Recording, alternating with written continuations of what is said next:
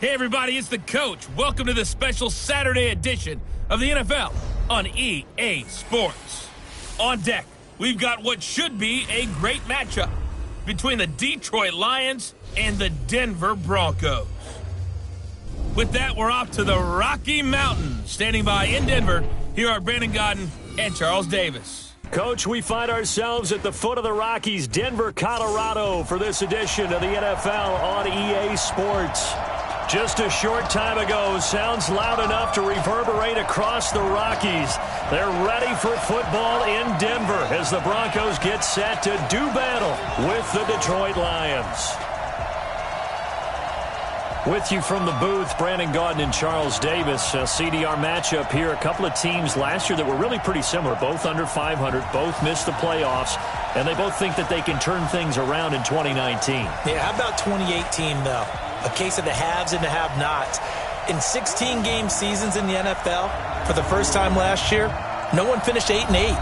Now, you know that in baseball, basketball, other sports, turnarounds can take 3, 4, 5 years. In football, it could just be a few months.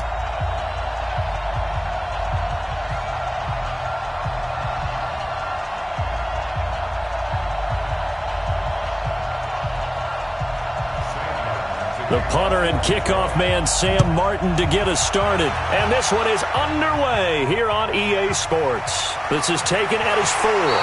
And he'll make it across the 20 as his guys will set up shop at the 23-yard line. Quarterback Drew Lock getting ready to go here on offense with the rest of the Denver Broncos. We've seen some good, some bad out of Drew Lock. I guess that's what you would expect, Charles, out of a rookie QB. You know, an example, a little microcosm, if you look at Week 14 and 15. Week 14, really good in a win at Houston. Week 15 in the snow, a real clunker. Team only put up 3 points in a loss at Arrowhead.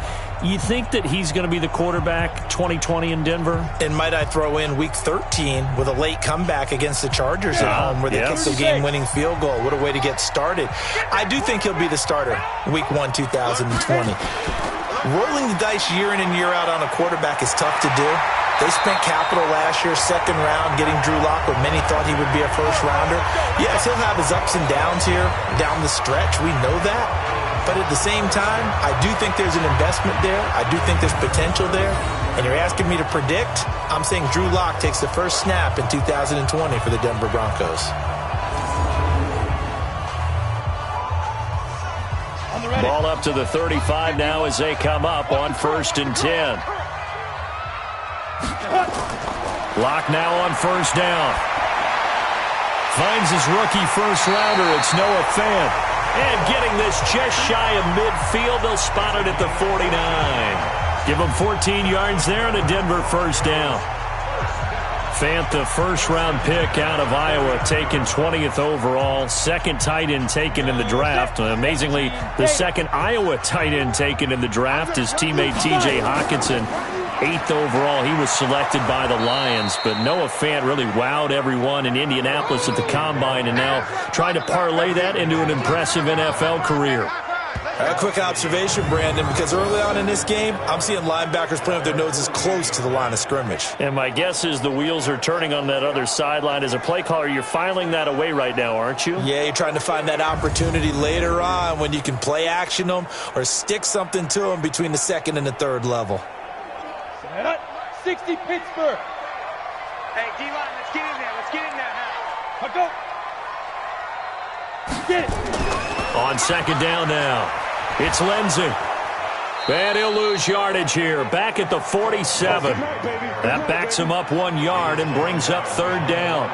It's probably a pretty good sign here on the opening drive if your guys from the secondary are coming up and spilling things in the backfield. How about the adrenaline and aggressiveness that led his eyes to the backfield to run up there and make that tackle, setting a tone early for his defense.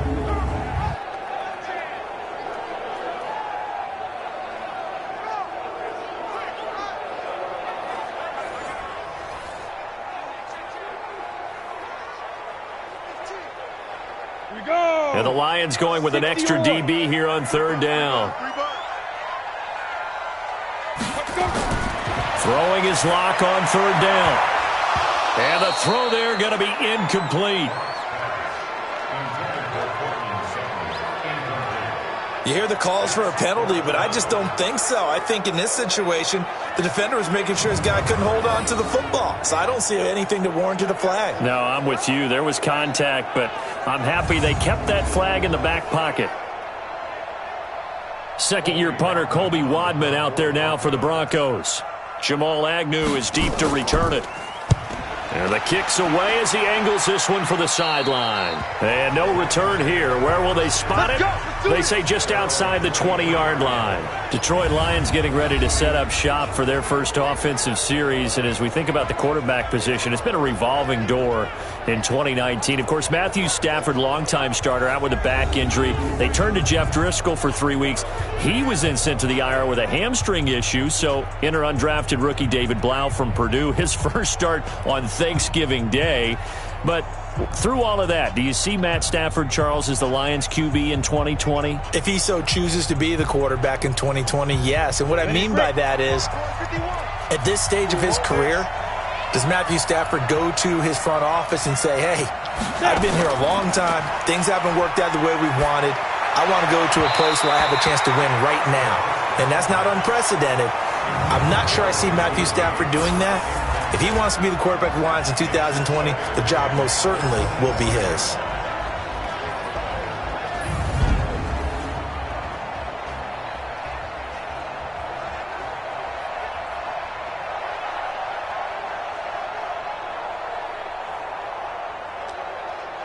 Once again, they'll go from the 23-yard line on 2nd and 10. 2nd and 10. And an alley to run. He'll try and run it.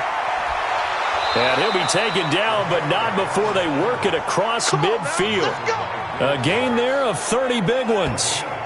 As a rookie quarterback, that's exactly how you endear yourself to your teammates. Give it up for the cause. It's also how you end up on the training table, too. Yeah, it's a catch-22. Coach doesn't like it. Teammates love it. Where do you fall on it? Well, I fall on wanting to endear yourself to your teammates, but pick your spots. Be smart about it. They need you for the full season. Yeah, the rookie's going to learn as he goes. So the line of scrimmage moves all the way across the 50 now as they come up 1st and 10. Now this one complete on the slant route. And he is tackled inside the 40, not quite to the 35. It's a gain of 10 for the Lions and a first down. You can see the time and effort and thought that they've put into their passing game because it was evident right there. It looks like a simple pitch and catch, but you and I both know that they have planned for this and worked hard to make it happen. A first carry for the converted wideout, J.D. McKissick. And he'll be taken down at the 33, a pickup of about 4. And a look now at how the Broncos line up defensively. Well, showcase cornerback Kareem Jackson has brought his talents from Houston to Denver, and the Broncos are really excited about using him all over their secondary. Primarily a corner for most of his career, the last couple of seasons he swung back to safety as well and has done a nice job in both spots. Following the pickup of 4, here's 2nd and 6. 2nd and 6. Open man is Galladay, complete. 6 yards the pickup, and that's a first down. Well, that's what you're looking for when you're wanting to throw the ball downfield. You want one of those guys who can play out on the perimeter, can play out wide, who can not only get open, but when they're covered, can uncover themselves downfield and create catches. A carry now for McKissick. 2 yards on the pickup there. It'll be 2nd and 8. They tried a quick hitter inside, but that one was swallowed up because what they're hoping, this big defensive lineman will take the bait and move laterally and open up a crease that they can run through. Didn't happen on that play. 90 Wolf. Here's McKissick. And he'll get it down inside the 20 to the 18-yard line. And he'll be down close to the first down marker as he gets this to the Broncos' 18-yard line.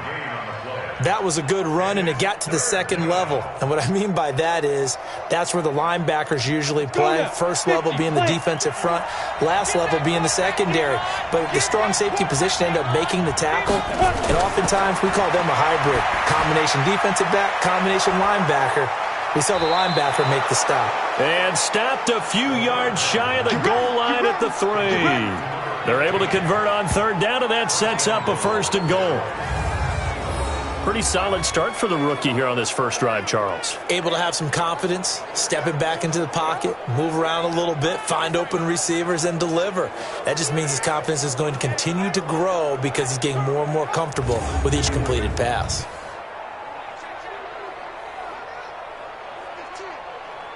Set. 10 logo. Give me that ball, defense. Give me that ball. Fight. They'll drop the throw. And that is incomplete here. Thomas the intended target, but it'll be 2nd and goal. And that's one he's got to be happy to have back. There wasn't a hole open in the zone. You'd have to think on early downs like that first down there, need to be a little bit more careful. Yeah, fortunately for him, got a couple more downs to play with. They'll go again from the 3 here on 2nd and goal.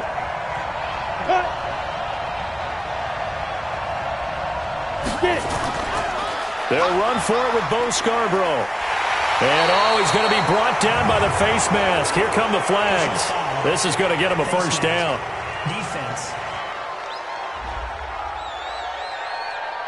Well, we looked at each other right away. We knew that flag was coming out. And I always enjoy the conversation post because officials always tell you, I don't want to throw the flag, but you caused the play. You did it. I had to.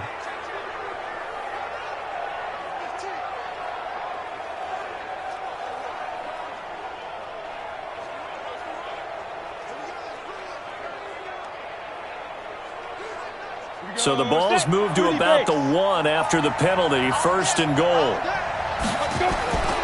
Now back to throw. Under pressure, down he goes. Sacked at the 10. Credit the sack to Von Miller. Well, that was point counterpoint, wasn't it? They decided to throw for it on 1st and goal. Instead, the defense counters with pressure, and the defense wins, getting a big sack.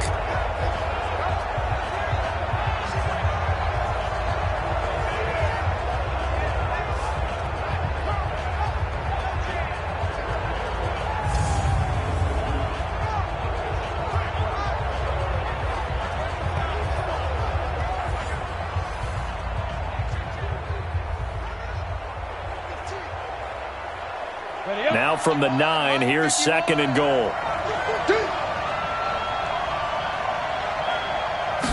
2nd and 9 now. And he takes this one in for a Lions touchdown. A 9-yard touchdown grab as his guys are able to strike first here in this opening quarter.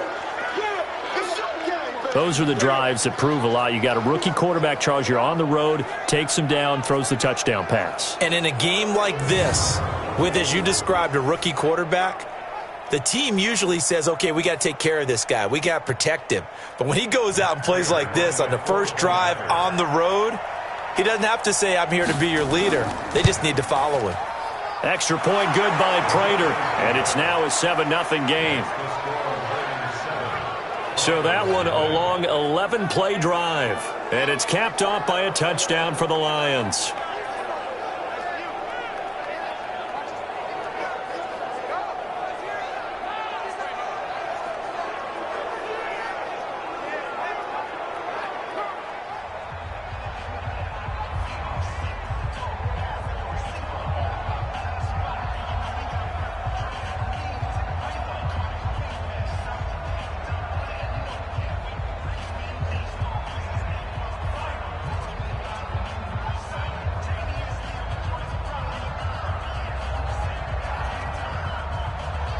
So after the touchdown, Martin now on to kick this one away. That's fielded in the end zone. And no run back here. This will be a touchback, and it comes out to the 25-yard line. Here comes the Broncos offense again, CD. And if you look at the year, we talked about Drew Lock at quarterback, but just the team collectively, it'll be the 4th straight season without playoffs in the Mile High City since they won Super Bowl 50 and Peyton Manning retired. This year, a slow start really doomed them. They began the year 0-4. A couple of those losses were close by 2 points, but defensively, they also lost Bradley Chubb. Of course, Joe Flacco goes down, so they had some adversity this season. They certainly did, and they were rebuilding anyway. Brand new head coach in Vic Fangio had to rebuild the offensive line. A lot of things just didn't come to... Nowhere to escape, and he goes down. Sean Robinson, too much to handle that time, gets the sack. Great job defensively. I think he was trying to go through his progressions, find someone to get rid of the football. Before he knew it, he was on his back. So that just brings us right back to what you said in the beginning. A great job defensively. Nowhere to go with the football. That led to the sack.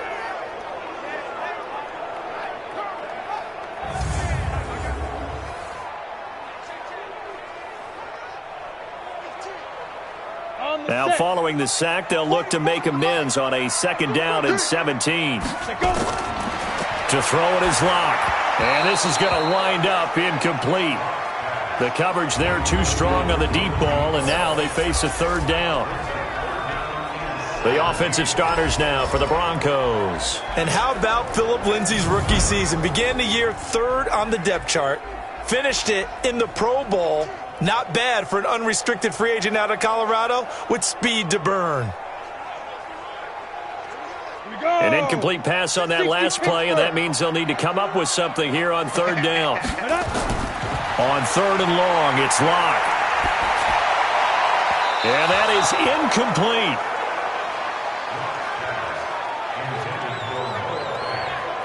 I think the punter might start to get into a pretty good rhythm here if he keeps getting opportunities. But that's the last thing his team wants to have happen, right? The last thing you want to see is your punter feeling pretty good because he's out there all the time. Yeah, first quarter only, but they're 0 for 2 on 3rd down conversions to start this thing.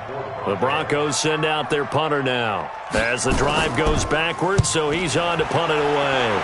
He'll send this one into the mile-high air, and it's a good one. Oh, and he's taken down here by his face mask by the looks of it. And a penalty flag is going to give him much better starting position.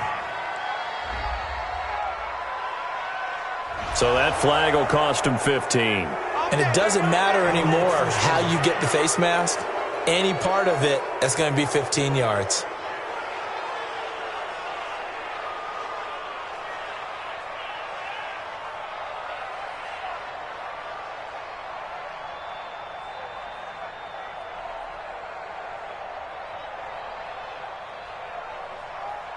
The Lions offense ready to kick off their next drive. They have to be thrilled with that first drive. They got him the touchdown. Now they'll be looking to make it a 2-score. He'll be brought down by the Broncos. It's a sack. Von Miller doing what he does best with a sack. Now, we talk about players blitzing all the time. I often laugh and sometimes call it just straight-ahead pursuit. What a running start right back to the backfield for him. Yeah, it really didn't give anybody a chance to get up there and stop him. No, I mean, that's really, really difficult. You're asking a whole lot anyway, but when he gets that kind of a start and comes through clean, oftentimes the advantage definitely goes to the defensive player. Don't need it all back at once, but you figure they're going to need something here. 17 yards to go on 2nd down. There's Scarborough on the toss. 8 yards here, so that gets them back within striking distance. And now it's 3rd down. That's a really good job right there. Just kept stringing that play out, pushing him further and further towards the sideline.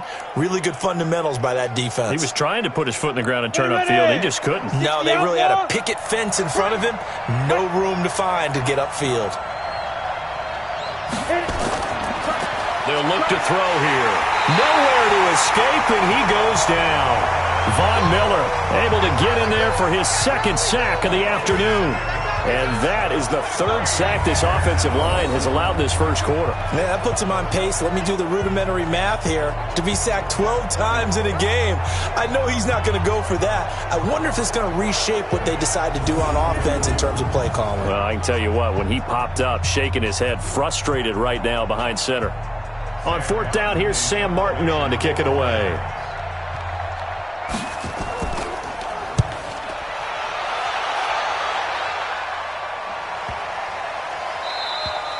And this is going to hit the goal line and continue on into the end zone for a touchback. And Denver getting set to take the field. They've had it twice. They've punted twice. Not the start they were hoping for. Not at all, and let's face it, every facility we visit, everyone talks about converting on third down, how big that is. In this situation, they've had to punt it away twice, so they're furiously going over things on the sidelines. What do we need to do to pick up a first down and change our momentum? Locke and the Broncos going to come up 1st and 10 at their own 20-yard line. The drive will commence with a run by Lindsey.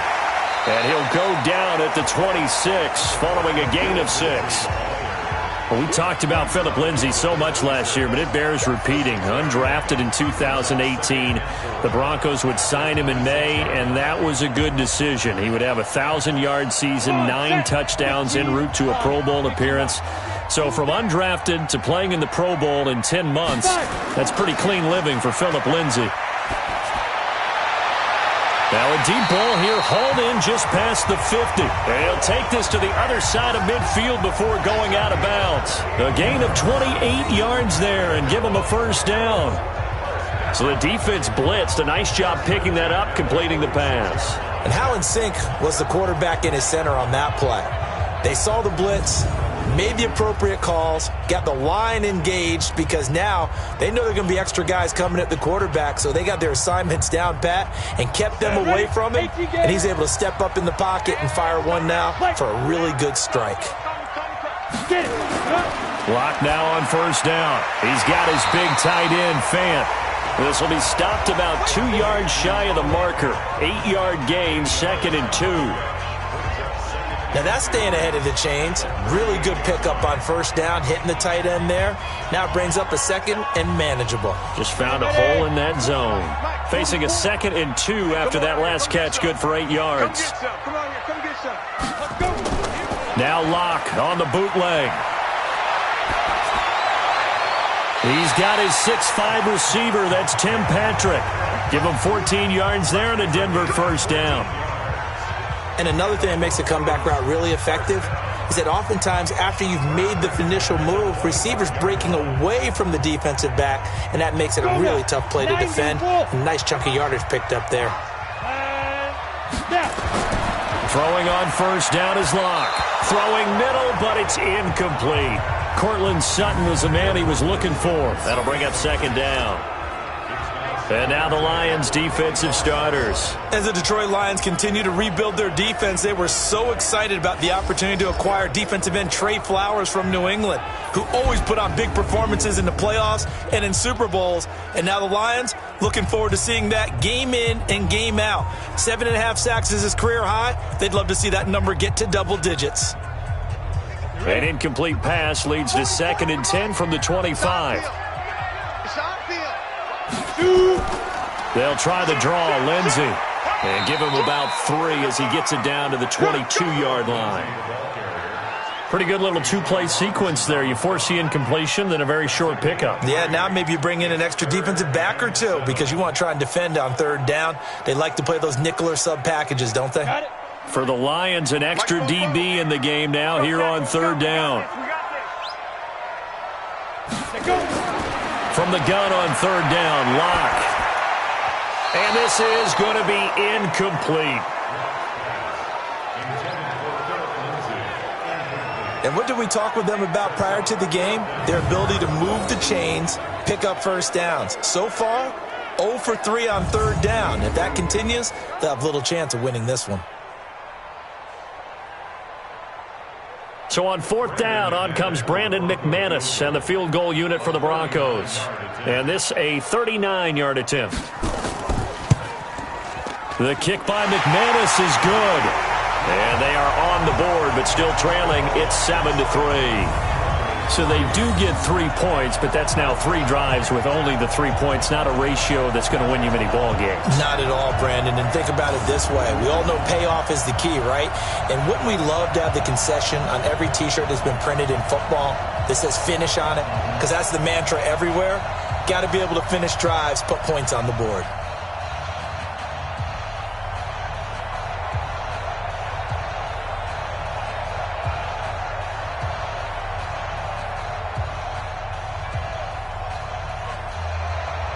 After splitting the uprights, McManus to kick it away. This is taken at the 3. And he'll take it past the 25 and up to the 28-yard line. Out comes this field general once more, leading his offense back onto the field. And maybe he's starting to wave the white flag a little bit. He's playing pretty well, but the pressure, it's got to him. Has to find a way to step around it, step through it, or just handle it. Because as you mentioned, he's having a pretty good day overall. Just the hits keep coming and taking those sacks. That's not the way that they want to finish a ball game with their quarterback on the ground so much. He'd like to stay upright. When he's been upright, he's been pretty good. The Lions offense ready to kick off their next drive. They've got the lead. Last time had to punt it, though. What's the key to this drive? I think it's leverage. The big guys up front. You know the motivational speech on the sideline is, guys, give us an opportunity. Protect the passer, create space for our runners, and let's go ahead and get these guys. Low man wins. Let's go do it on this drive. We'll watch that leverage on this drive. 8 yards the gain on that last run. Here's second and a couple. This is Scarborough. And running room scarce here. He's going to be stopped in his tracks at the line of scrimmage. He got maybe a half yard at most, but officially they'll be left with a 3rd and 2.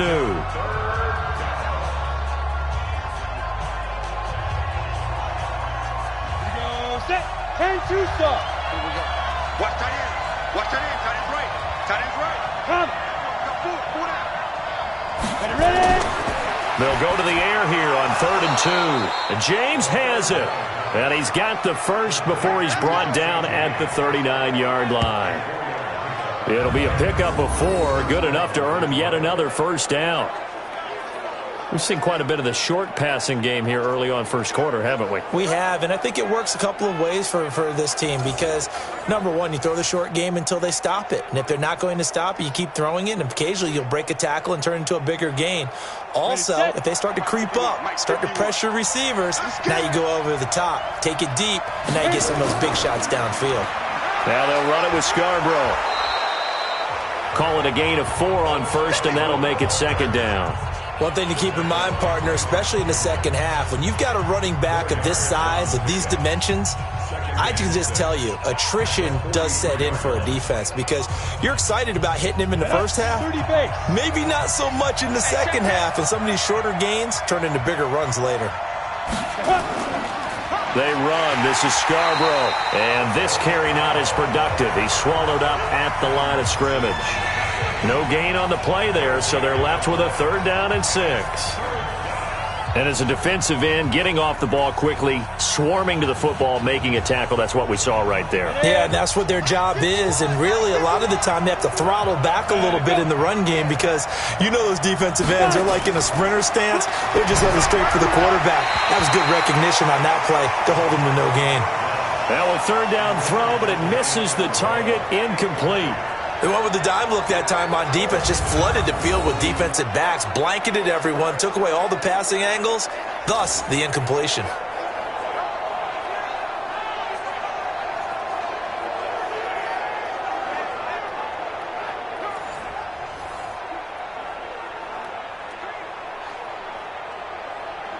Here's Sam Martin now, as he'll punt it away for the second time.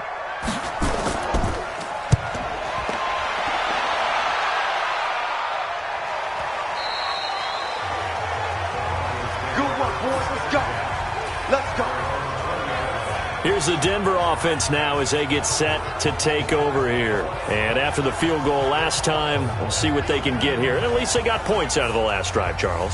I never met an offensive coach that didn't want to drive to end with a kick. Most of them wanted to end with a PAT, right? In this case, a field goal, they'll take it.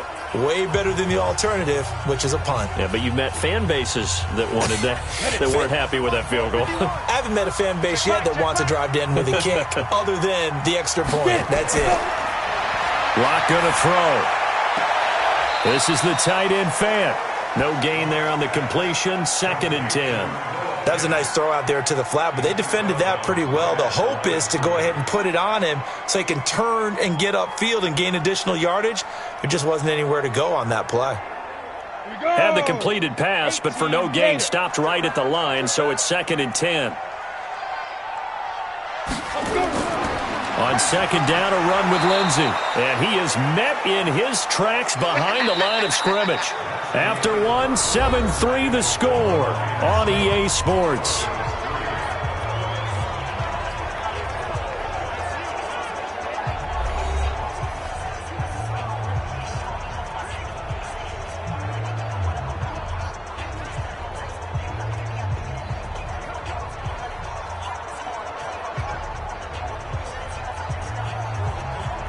The Broncos on 3rd down. 0 for 3 to this point. They could use a conversion. This is 3rd and 10. Shotgun snap to Locke. He's got a man. It's Sutton. That's complete. And he'll be corralled well upfield right around the 40-yard line. His first catch, and it's a pretty big one. They get the conversion on 3rd down. The goal for any offense versus a zone defense, find the holes where guys are available and put the ball on the receiver before any defender can step up and fill it. They did it well there. Perfectly executed crossing route. Let's go. 60 or. Stop your whining. Switch. Shoot. On 1st and 10, it's Lindsey. And they'll get to him after a gain of 7 to the 47. That play wasn't quite as big as the play that preceded it, but still, got to like the way they're moving the football, partner. Absolutely. Pretty good room to run on that last play. Yeah, they didn't get a first down, but still, you'll take runs like that each and every time, won't you? 44, come on. And we got to get to the ball, team. We got to get to the ball. Let's keep moving. Let's go. Finding the open man, and that's Tim Patrick. And he'll lose yardage on the play back at the 45-yard line. Well, I know it goes against the instincts of the person catching the ball because all you're ever taught is catch the football, don't drop it. But drop it there. Yeah, in that situation, dropping it would have been better. End up losing yardage even though they completed the pass. As good as a sack. Yeah, how about that? Although they won't get the same credit for it, and it won't help them at contract time. The Broncos on 3rd down. They've only converted once in 4 tries. This will be 3rd and 5.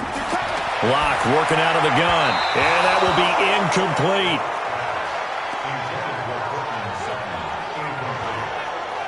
I know coaches tell us all the time that having a powerful arm isn't the #1 thing they look for in a quarterback. But when you're trying to throw inside routes and you need to put some heat on it, it helps to have the big gun. In this case, just a little bit too much. The Broncos send out their punter now as he's on here to punt it away. He's been a busy man here in this first half as he gets it away. And there's a work of art right there. Out of bounds at the 2-yard line. Excellent placement. And off that bounce, Charles, I didn't know where it was going to go. It can be an inexact science as to where they place it, but they say the 2-yard line. Yeah, I don't know how they really determined that. And let's face it, at the end of that play, one side's going to be happy, the other team's going to be unhappy. It's like, what do they do, shorten the hypotenuse? I mean, how do they figure that out? You know that stuff. You're the smart guy. No, that's you, partner.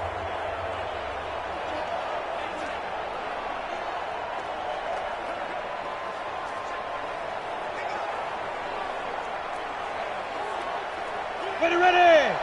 70, Indy.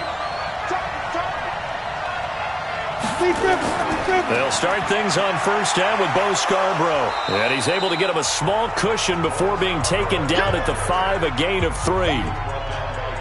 And while they hope to continue this drive, it's really already mission accomplished. They've given enough space now that if they have to pump the ball, they've done so with that first run. 3 yards on that last carry. Here's 2nd and 7.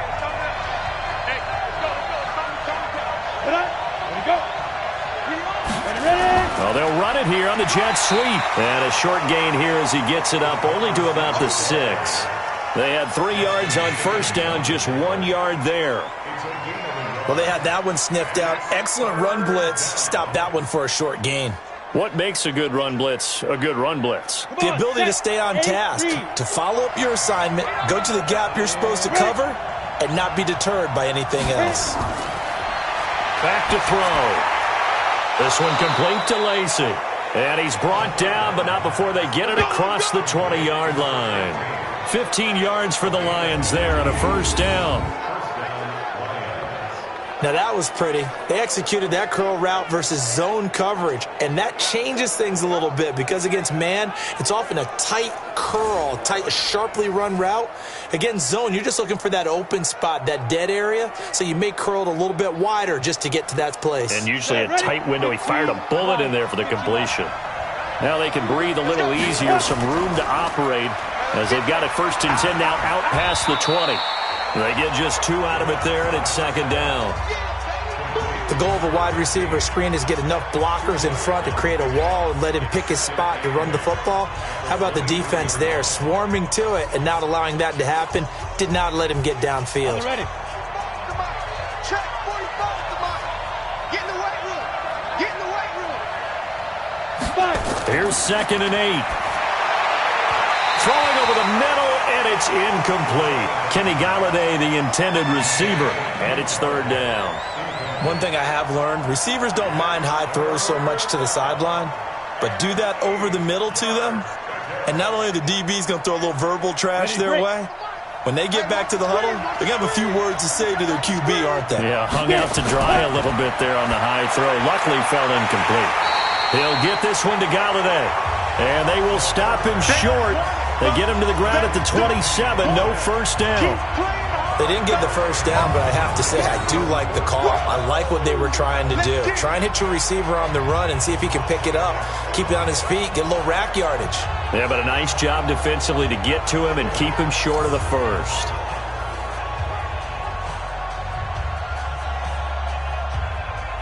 Here's Sam Martin now as he's on to punt for Detroit.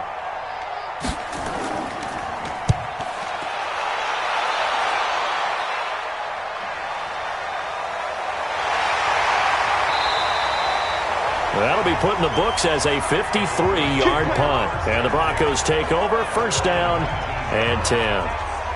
And Denver getting set to take the field and hoping to do better than they did their last possession when they punted the football. Appeal to the vanity of your offensive line. Tell them that they control your fate.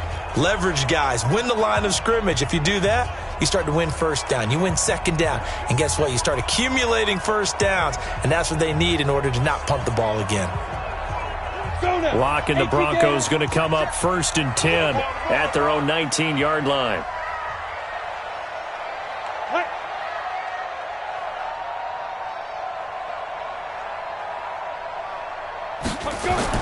On 1st and 10, here's Locke. Got an open man. It's Fumagalli. And he'll be taken down at the 20 after a gain of just 1. Just a yard on the catch there. It'll be 2nd and 9. And, partner, I think that's a great example that not all tight ends are created equal because everything was right. Got the completion, but he's not one of the more dynamic guys in the league. So even though he caught it, couldn't turn it into much more. To throw again on 2nd down. Locke. Rush coming, and he's taken down. Devon Kennard came in there hard on the blitz and got him down 9 yards behind the line of scrimmage. Brandon, if I'm an offensive coordinator and I see an all-out rush like that, I file it away because I'm going to use their aggressiveness against them as this game goes on. I'm going to hit them with a screen soon.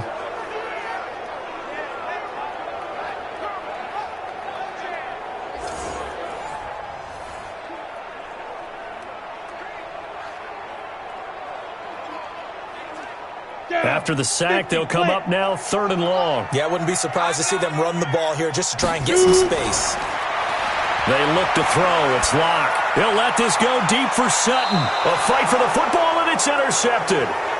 Picked off by Rashawn Melvin. 3rd and long that time. He was trying to make something happen, but a little too risky. Well, the field tilted on him, and what I mean by that is what you said. 3rd and long.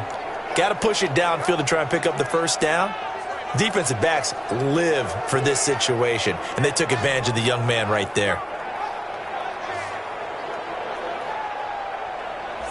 As the Lions come back out here, CD, you know, it's going to be another January with no meaningful football in the city of Detroit. 4 years now without a playoff appearance. We know the numbers by now, but no playoff wins since January of '92. No division titles since '93. Just 3 division titles going all the way back to 1958. So in a league with so much parity from year to year, why are the Lions the outliers? Man, you brought me down with that. That was bad. That was a lot of stuff I just threw at you at home. You left out the one playoff win since 1957. Well, I felt like there were enough bullets in there that were depressing. Yeah, I just don't understand it personally because this is a league where everyone is built to be 8-8 every year. Yeah. And then it's a matter of whether you improve your team enough to get to the playoffs. And you would think that over time that would happen more frequently for them. Continuity is going to be the key. A lot of discussion about whether the head coach will be back, whether or not they're going to make a change at the GM. I think they should stay the course, let everything take effect, and give it a real, meaningful opportunity for the Lions to make a move and get back into the playoff race. So from the 36 now, 1st and 10. Now Scarborough. A good run there on 1st down, and it'll leave them with a 2nd and 2. And that looked like some pretty easy yardage there right up the gut. And he's a guy that has some height to him. So when you don't have to drop a shoulder or create or get through contact or trash, makes it a lot easier to stay upright, see the field, and make a run as we just saw there. And they'll go ground game here with a tailback. And he's able to get it to the edge of the red zone at the 20-yard line. 9 yards to pick up there, and it's a 1st down. And that's the big fella's MO right there. Running through tackles, keeping the sticks moving forward. This defense, if you don't bring 11 guys to the ball to try and get him on the ground, he's going to keep making runs like that. I feel the press box shaking every time he touches the rock.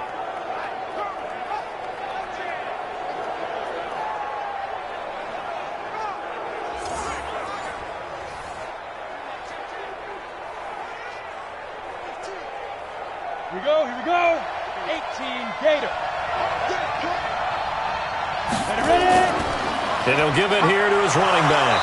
This will be a 5-yard pickup as they move it from the 20 to the 15. Despite the blitz, they're still able to pick up a nice solid gain. The disadvantage of blitzing often alters the normal spacing and run fits and leaves creases like they were able to exploit right there. The 1st down run got 5. Here's 2nd and 5. Going to give this time to the tailback. So a nice job to break the 1 tackle, but not much daylight after that as he's brought down. It'll be a pickup of a couple, and it leaves him with a 3rd and 3. Partner, we know today's NFL is really built around the guy throwing the football. But these short runs, they still pay dividends because they can take their toll on a defense, and they can add up as the game goes along. They control the clock, they control the ball, and that way you often control the game. And he'll get into the end zone. Touchdown, Detroit. A 13-yard touchdown run. And the Lions are able to extend their lead. Solid job up front. Really just a solid job all the way around to get that one in. Yeah, that was well executed, wasn't it? Well blocked, well run. End result, 6 points. Touchdown. Now Prater to add the PAT.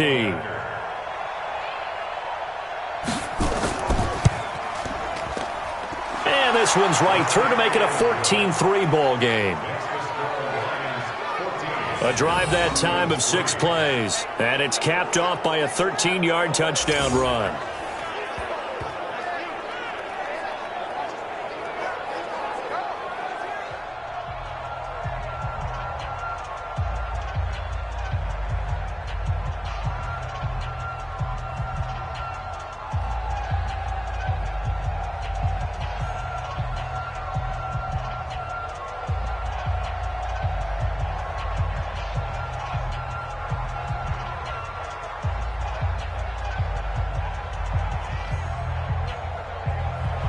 Here's Martin now following the score as he'll send this one away.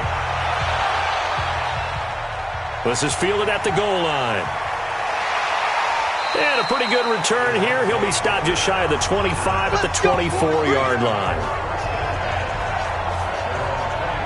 Here's the Denver offense now as they get set to take over here. They trail now 14-3, an 11-point deficit as they start things out with a 1st and 10.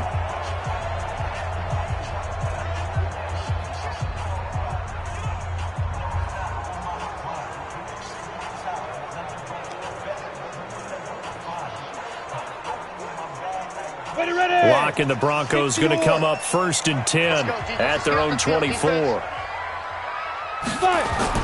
Trying to shake off the interception from the last drive. He'll look to throw. And the Lions pressure too strong. Down he goes. The ex-Iowa Hawkeye Mike Daniels in for the sack. I'm starting to feel for that quarterback back there. I mean, you know me. Normally, don't have a lot of empathy for the QB, right? In this case, definitely. He's been on constant duress this entire game. I don't know how he's surviving back there. And to think, there's still a long way to go in this football game.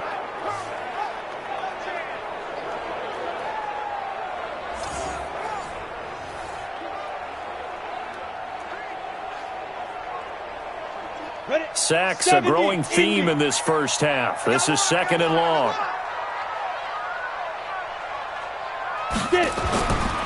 Block now to throw. He'll let this go deep for Sutton. And that will be incomplete. Tried to dial up the long way out there, but it'll be 3rd down. And Charles, got to like what this defense has been able to do these last couple of plays. Yeah, they get the sack on 1st down, then they force the incomplete pass. Now they're just a play away from getting the football right back, but it's a big play. They've got to hold up. An incomplete pass on that last play, and that means they'll need to come up with something here on 3rd down. Here's Locke to throw, and the throw there going to be incomplete. Well, touch and time are critical for those types of throws. He put a lot of zip on that one. Needed just a little bit more finesse trying to get it to his back.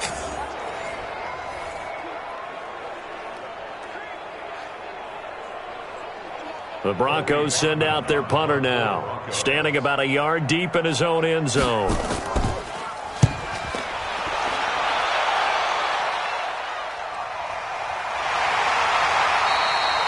Great coverage there, holds him to a 2-yard return following a 50-yard punt. And the Lions will take over. A look at the running back, the man out of the backfield as he gears up to go again. A good job in the passing game, decent job in the running game, but really they've been more effective through the air. We'll see if that shifts at all as this goes on. Thus far, it feels like they're calling this game in reverse. Normally you run to set up the pass. Here it feels like they're passing, hoping to set up the run and be more effective later on in the game. Yeah, you can do it both ways. We usually talk about it in the reverse, however. No doubt about it. So here's a 1st and 10 at the 38. They'll come out throwing here to start the drive. And he finds Danny Amendola. And the result here, a pickup of 8. Leaves him with 2 to go on 2nd down. I know many people like to throw to the tight end, maybe in a little flexed out position because he creates mismatches with his size.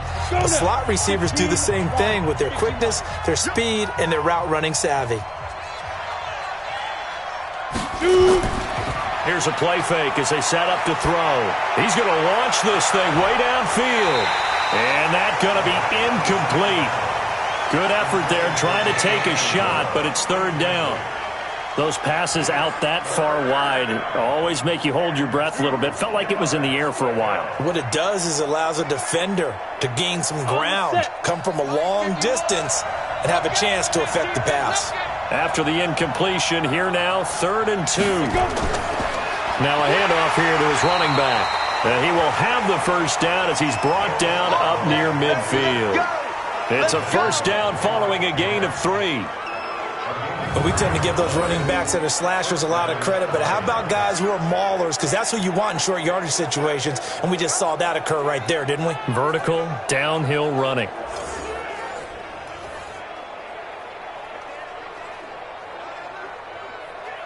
Ready. Mike 51. Watch the screen. Now on 1st down, he'll drop to throw it. And he's got Amendola on the connection. Takes this to the 45. Broken tackle. Bought him a little extra space. A gain of 3 last play. This time they double it and pick up 6. But it appears that they read man defense and went to the out route, and what you have to do on that one is the receiver's got to make sure he works the defender towards the middle of the field to give himself space to cut to the outside and have that ball delivered with good timing, and they got it done. Now this throw caught left side. That one a gain of 20 and a first down.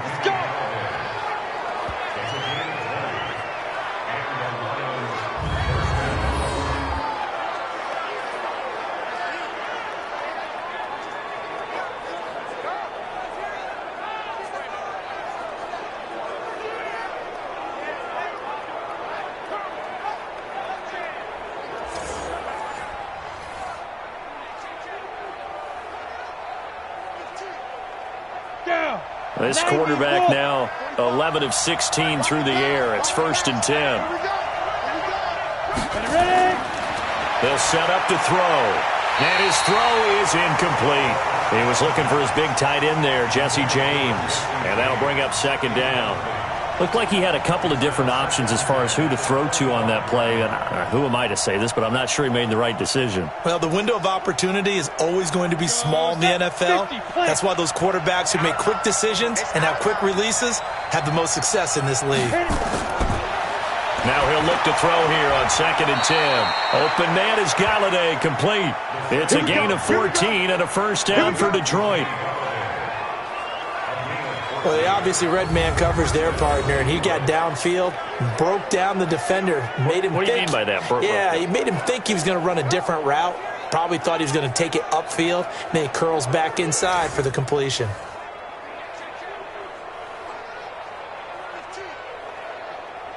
Set up, 10 logo. Let's go, baby. Return over. Get that ball. Get that ball. And he'll give it here to his running back. And he was able to shed the tackle, but the reserves come in for the stop. 2 yards on the carry there. It'll be 2nd down. Well, they certainly had success throwing the ball in this drive, and not as much running it as we just saw once again on that last play. Stopped after a very short gain. But I wouldn't abandon the run totally, because otherwise, pass rushers just tee off on your quarterback. Makes it very, very difficult for him in that situation. And they'll try the jet sweep here. And that one covered beautifully. Their defenders stayed home, and they'll stop him behind the line. The 2nd down play results in a loss of 2 yards. I like the idea to mix it up from time to time because, let's face it, you can't be predictable. But the execution was a little lacking on this one, right? They might want to go back to the drawing board with that call.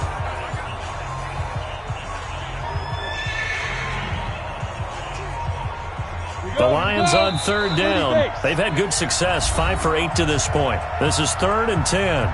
We've got a 14-3 ball game with 2 minutes left in the opening half.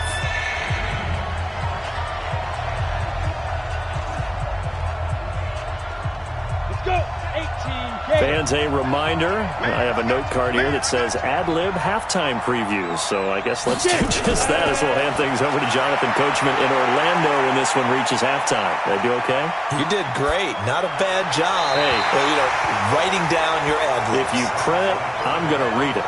I'm Brandon Gaudin. Meanwhile, on 3rd down, they take a shot at the end zone, but it's incomplete. But that was certainly an aggressive call and an aggressive play. Instead of just going for the first down, took the shot in the end zone, went for the touchdown. Yeah, and on 3rd down, they said, forget about the sticks. We want 6.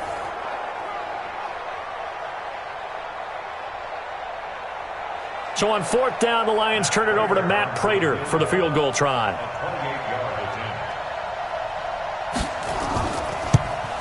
And the 12-year veteran knocks it right through.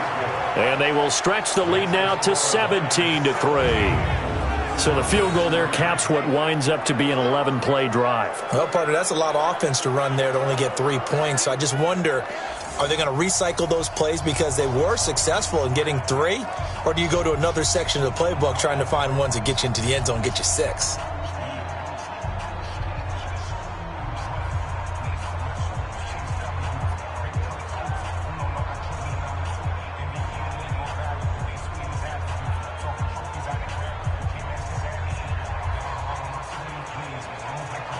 Now it's Martin to do the honors after the made field goal.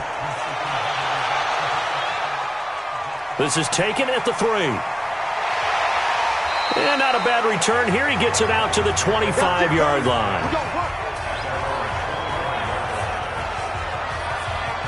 And Denver getting set to take the field. And on the last go-around, they really couldn't get anything going. They had to punt from deep inside their own territory, which means you're going to lose the field position battle as a general rule. What they're looking for now is a little more consistency, move the ball at least a few times on offense, get a couple of first downs, and hopefully flip the field. Yeah, just something to build off of. That's what they're looking for here.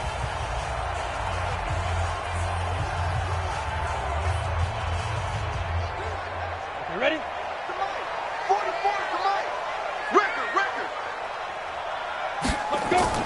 On first down, Locke. And nearly picked off there. Almost intercepted. Instead, second down. CD, with that incompletion, let's talk AFC playoff picture. I think you and I agree that if you put together any sort of power rankings, we'd put Baltimore number one, certainly in the AFC. But you look ahead to the playoffs getting started on January 4th. Who do you see as their main competitor for that Lamar Hunt trophy? Well, tradition and us not wanting to be wrong dictates that we say New England next. And rightly so, because of the number of Lombardi trophies they've won, how they've always played at this time of year. But the bottom line to me is the prime contenders right now for Baltimore, Kansas City. Patrick Mahomes has gotten together and the defense is playing better. And Buffalo really showed me something when they beat Pittsburgh in Pittsburgh on a Sunday night in Week 15. Now throwing on third down there, but he cannot connect.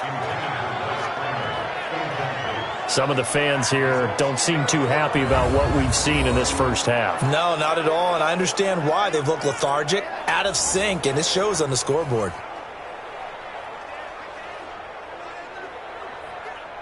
The Broncos send out their punter now as he's on for the 5th time here today.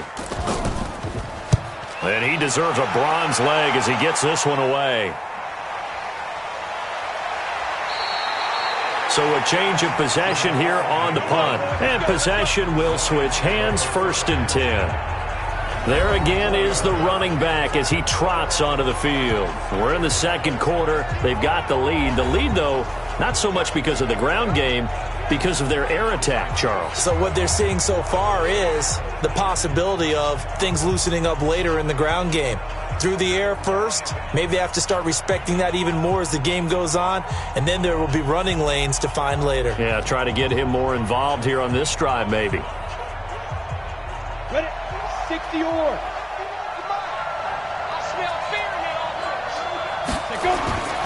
They'll try and start this drive in the air. And it's caught here, Amendola. It's a gain of 14 and a first down for Detroit.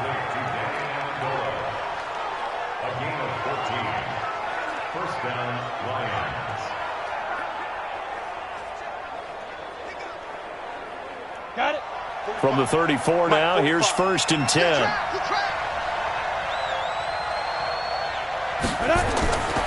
They'll set up a throw. Now they set up the screen. That's complete.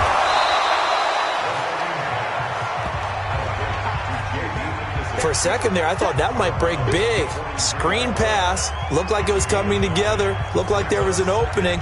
Still, ended up with a solid gain.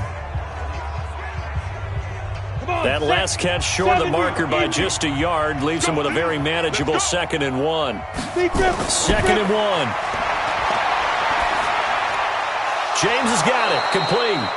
The Lions will use the first of their timeouts as they get the stoppage with a little over 50 seconds to go in the first half.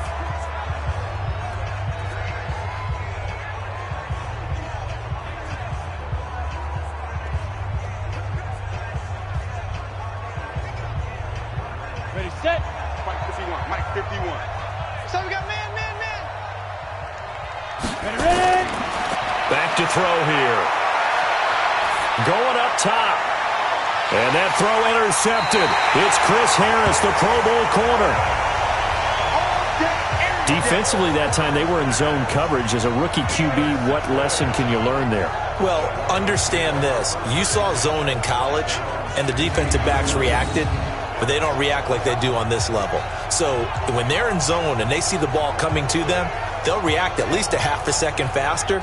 You've got to know where you want to go with the ball and be decisive with it. Otherwise, the end result can be something you don't like. Here's the Denver offense now as they get set to take over here. These guys had to punt their last possession, and that's become too familiar of a refrain. Too many of these drives just wound up going nowhere. But you know how in baseball, when the pitcher gets a base hit and he's on base, they bring his jacket out to him to keep him warm? A lot of times the punter goes to the sideline, puts on sweatpants or a wrap over his leg to keep it warm. He might need a massage from the trainer right now from all the work he's getting. Down to lose one. After the turnover, here's Locke. He's got his big tight end, Fant. 10 yards on the pickup there, and it'll be second down. I know the halftime's approaching, but I don't think he's going to want to take a break. That's his 5th catch. Yeah, they've really been targeting the tight end. They still need about the length of the football here, maybe a little less as they come up on 2nd and inches. Here's Locke. He'll find Lindsey here. And he'll get it up to the 33-yard line. Now the Broncos are going to call the first of their timeouts as the clock will stop with 33 seconds to go in the first half.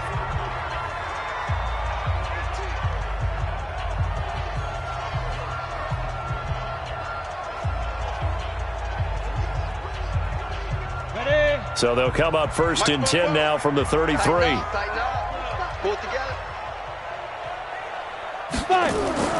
Locke now on 1st down. And that is incomplete. He couldn't hold on through the contact. Brings up 2nd down. Didn't have a receiver open downfield, and as it turned out, couldn't even find his outlet man because of the coverage. It's way too tight, unable to find anyone open. 2nd and 10 from the 33-yard line. Watch the boot. Locke will try again on 2nd down. And this one taken in on the right sideline, but not in the field of play. They say it's incomplete. The throw led him a little too far. It brings up 3rd down. They went with a dime look on defense. 2 extra defensive backs on the field and covered up essentially every blade of grass. That allowed them to disrupt the play. These guys have punted 4 times already, and they're staring at a 5th, barring a conversion here on 3rd down. And under the Lions' pressure, he's brought down. The Lions now going to use the 2nd of their timeouts as the clock will stop with 20 seconds to go in the first half.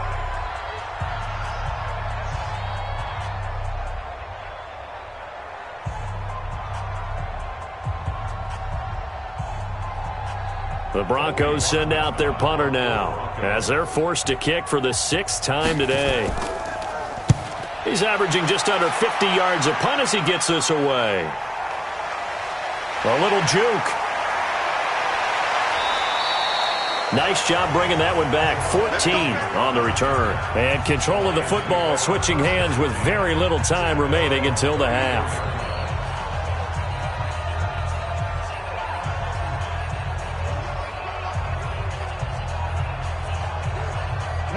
The Lions offense ready to kick off their next drive. Time for a final kneel down or a safe run, and then they can head to the locker room with a lead. Yeah, or they can even run a screen. You know, something they feel somewhat safe that might actually pop and turn into a big play. That's what you usually run in this situation. Or go 4 verticals because why not? Because you're feeling it, right? You're just feeling it.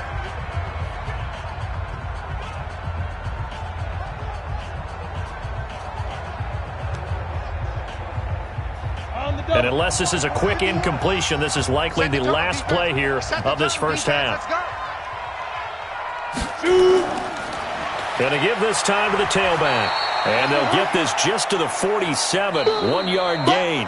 We have hit halftime. Still 2 more quarters to go. We'll take a timeout. We'll be back after this. You're watching the NFL, and it's on EA Sports. It's in the game. Okay, Brandon, thanks very much. And welcome, everyone, to this abridged version of the EA Sports Halftime Report. This one has certainly been one-sided to this point. It's a 2-touchdown difference as the teams have already come back out onto the field for the second half. So let's get you back out as well. To Brandon Godden, and Charles Davis. All right, Coach, thank you, and we welcome everyone back for quarter number 3.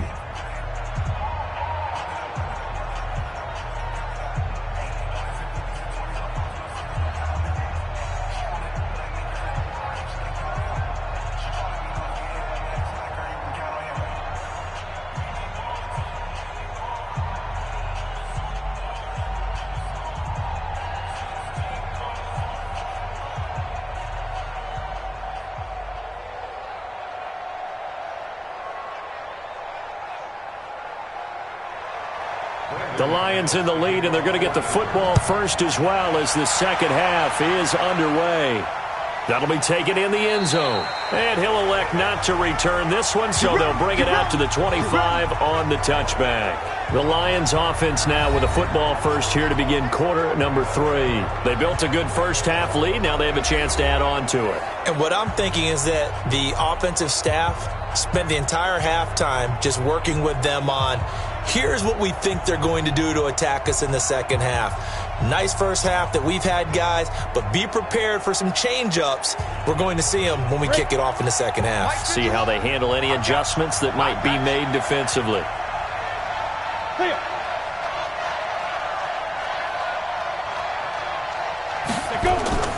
They'll start off with a give to Scarborough. Looking for a seam, but finding none. He'll get back to the line of scrimmage, and that's it. Officially no gain on the play, and it's second down. I know the scouting report on him is that he doesn't possess the eye discipline to be an elite linebacker, and what that means is his ability to read, react, and make a play. But on that one, he looked like one of those guys. They try again with Scarborough. And the ball is knocked out. Easy work. It's easy work, and it's coming again. Wow, that ball gets knocked free, but a teammate comes along and scoops it up. It's almost like baseball. Guys at bat, people are on base in scoring position. One guy doesn't get him home. The next guy comes through and picks him up. And avoids the turnover.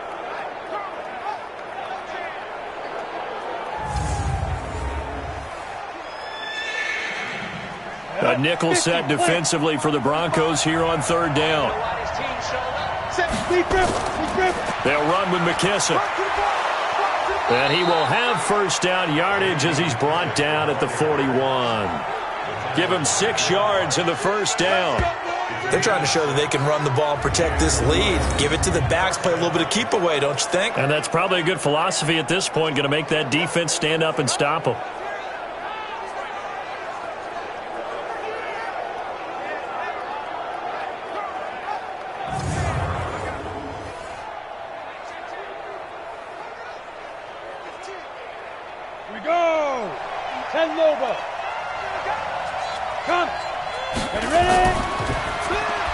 Here's a quick throw complete to Galladay.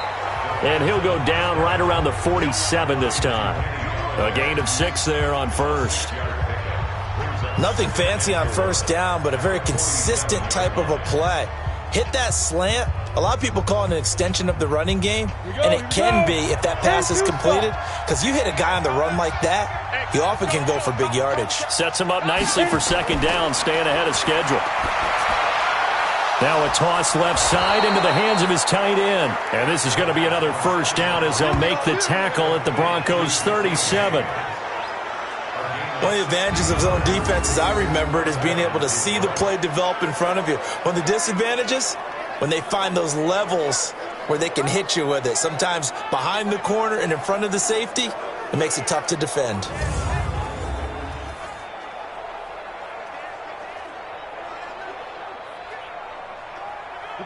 So a 1st and 10 now in Denver territory at the 37-yard line.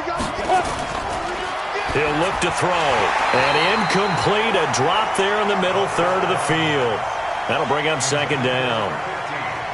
That was a classic example of trying to run with the ball without securing the catch. He was thinking about those rack yards instead of making the catch first and then taking off. Line of scrimmage, again the 37 as they line up 2nd and 10. Off the play fake, he'll look to throw. Looking right sideline, but it's incomplete. And now offensively it's 3rd and 10, and I'm just thinking to myself, actors always say, what's my motivation before a big scene? Right now the play caller's thinking, what have I done before that's worked well that I can go to right now? Yeah, because they were pretty successful in the first half scoring points. Haven't done anything so far here in the second half. They'll drop the throw. Finding a safety valve here. That's complete. And this play comes to a halt at the 33, and obviously that's well short of the first down. It's a 4-yard pickup, and it'll be 4th down. Whether you're playing West Coast offense or not, one of the maxims of the West Coast offense is you're either throwing a touchdown or a check down. In other words, look for the big shot, but be smart. I think they did exactly that on that play. They didn't get the first down, but they're taking care of the ball well. Yeah, and being rightly cautious with that lead here in the second half. So out comes a field goal team now for the second time here today. From the right hash and call it an even 50 yards. And Prater's kick is on the money. It's good. And that will extend their lead even further. So put another 3 on the board. All things considered, a good opening drive to begin the 3rd quarter. And as a defense, the way that this game is going, you're excited to see those points go on the board. Gives them a little bit of leeway to play with when they're out on the field, but they're real excited to see their offense score. Now they get to go out there and do their part.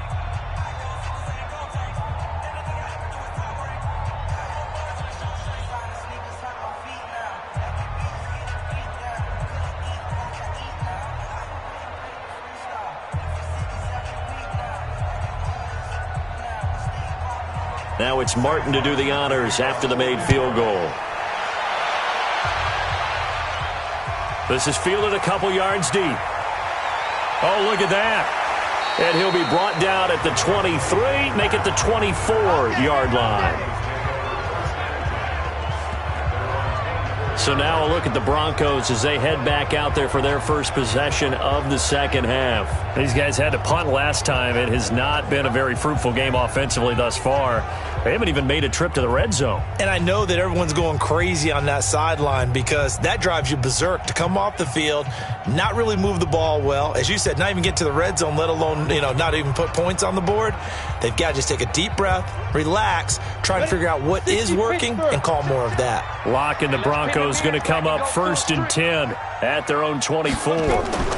They'll start on the ground with Lindsey. Nowhere to go that time. Might have gotten a yard up to the 25. Well, they certainly have been able to get him going and establish the run, so I think it's time to abandon that plan and start chucking it all over the park. And you know who's excited about that?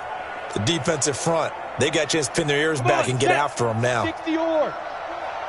Watch QB drop. Watch QB drop. Go. Now. Another run by Lindsey. And there just continues to be nowhere to run. He's bottled up again at the line of scrimmage. No gain on the play there, so that doesn't help. Now they're looking up at a 3rd and 9 situation. These guys have punted 4 times already, and they're staring at a 5th, barring a conversion here on 3rd down. Throwing now is Locke. Nowhere to escape, and he goes down. Mike Daniels picks up his 2nd sack of the afternoon. I think we've seen this before. Someone's down 3 scores. That situation there, it's just going to add to their growing frustrations, don't you think? Yeah, a bad number 3 right now. 3-score game, 3rd quarter, 3 and out, not what they wanted. And you can tell on the sideline, those faces are getting a little bit longer as this one goes.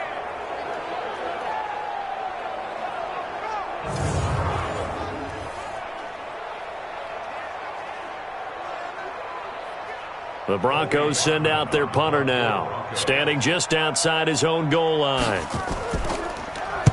Averaging 50 yards a boot so far as this one's away. That'll be a 48-yard punt, 1 yard on the return. And out will come the offense as they take over.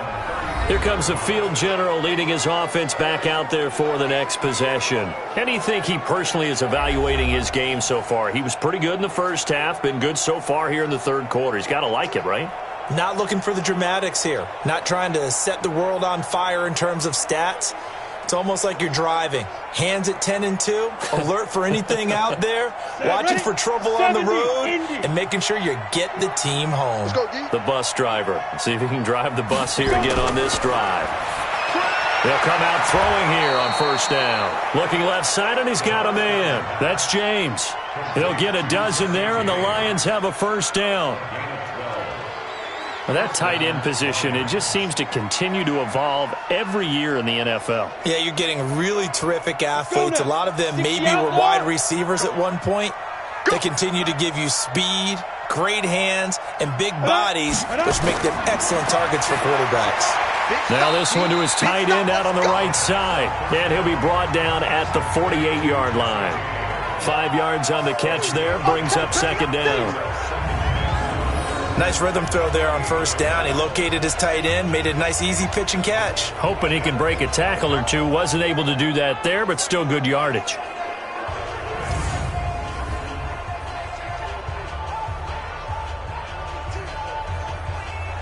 Second and 5 after the 5-yard completion on first down.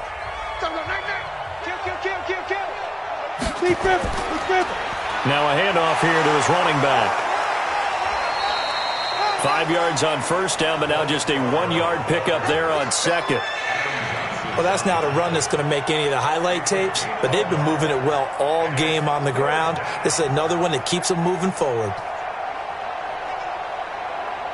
And on third down, a nickel formation here defensively. Big series right here. We got to step it up. Looking to throw. And James has it. And this is going to be another first down as they'll make the tackle at the Broncos 19. A nice job there, Charles. They picked up the blitz, were able to complete the pass. That had the total feel of a quarterback in control. Red blitz, got him into the right protection scheme, so he doesn't get hit back there. He's got a chance to step up with supreme confidence and deliver it downfield for a nice completion. This quarterback now, a perfect 8 for 8 to start the second half. Not bad. First and 10.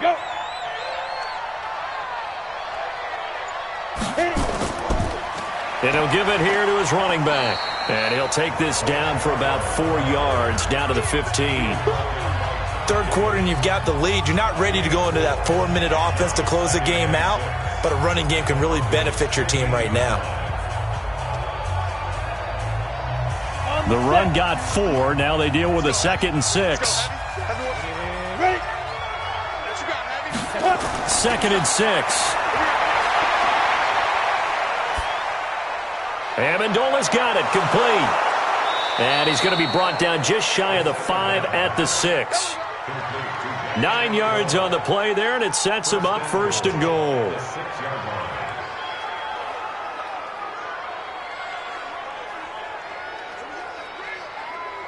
We go set. 18 Gator. They go play action here on first down. In trouble, and he'll go down back at the 12. Von Miller able to disrupt yet another pass play. That is his 3rd sack of the afternoon. The amount of sacks that they've absorbed in this game is absolutely extraordinary. Let's just face it. This offensive line, flat out, cannot handle this pass rush. It's been demonstrated time and time again.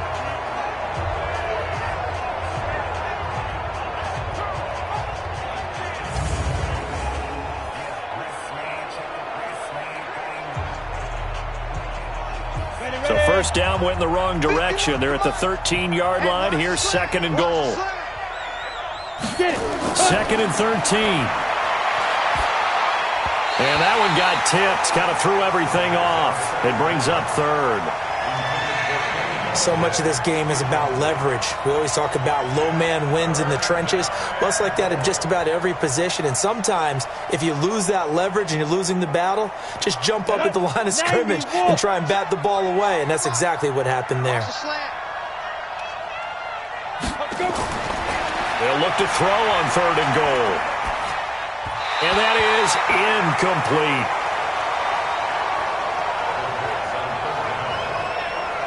Certainly looked like maybe his 3rd or his 4th read on his progression. Just trying to find his outlet man that time. Ends up leading him just a bit too much.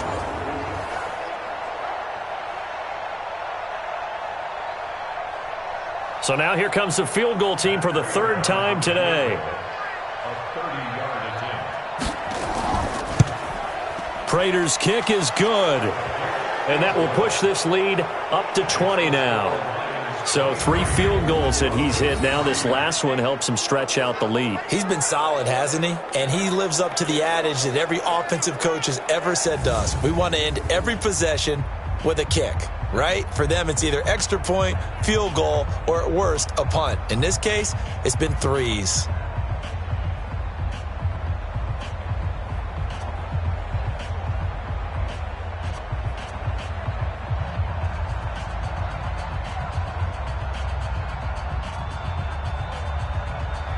Now it's Martin to do the honors after the made field goal. This fielded at the 2. He'll bring it back to just about the 25. Call it the 24-yard line. Now the Broncos offense, they get set to head back onto the field. And right now these guys, they're shuffling a little bit, maybe doubting, because 3 straight drives have ended with them punting the football away. Yeah, so you start pointing fingers at each other a little bit, asking a lot of questions. What are you seeing? What are you getting? Maybe trying to narrow down your playbook a little bit and maybe get simpler rather than more complex in order to try and fashion together a drive. Locke and the Broncos going to come up 1st and 10 at their own 24. Now it's Lindsey, and he will lose yardage here back at the 23-yard line. That's going to go as a loss of 1 on 1st down. But these guys are going to chop into that deficit. They got to do a much better job in the run game. Caught behind the line of scrimmage, no yardage to be found.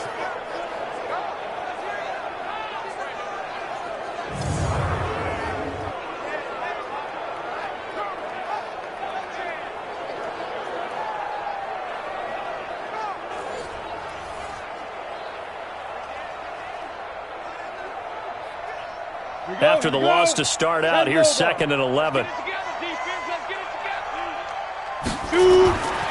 Locke to throw on 2nd down. And that's complete to the tight end, Hireman.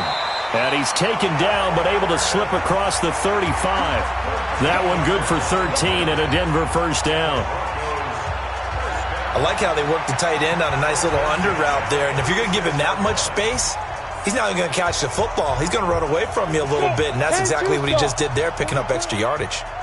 So from the 36 now, 1st and 10. On the counter, Lindsey. And he puts his head down and gets up to the 42 for a gain of about 6. And there we saw one of the downsides of blitzing during a rundown, because sometimes you get out of your gaps. You don't fit the run quite as well because you're headed towards the ball carrier with abandon.